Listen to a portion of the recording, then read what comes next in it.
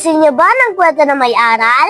Halika at pakinggan natin ang kwento ng sakim na aso.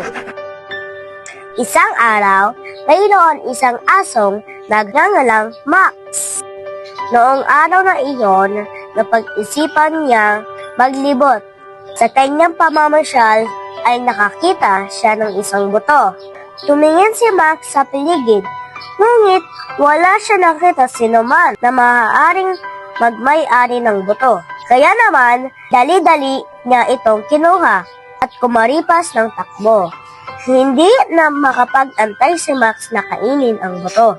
Nagsimula siyang maghanap ng tahimik na lugar nang walang manghingi sa kanya. Kalaunan ay nakarating siya sa isang ilog na may tulay na gawa sa kahoy at ito ay kanyang tinawid. Habang siya ay tumatawid, napatingin siya sa tubig ng ilog at nakita niya ang larawan ng kanyang sarili. Inakala ni Max na ang aso na sa refleksyon ay ibang aso may buto sa bibig. Ginusto ni Max ang buto, ang asong nakita niya at upang hamunin ito. Tinahulaan niya ang kanyang refleksyon. Ngunit, pagbukas pa lamang niya ng kanyang bibig, ay nahulog sa ilog ang butong nasa bibig niya. Galit na galit si Max na malaman niya na wala niya kanyang buto. Pagsubok niyang nakuha ang di kanya.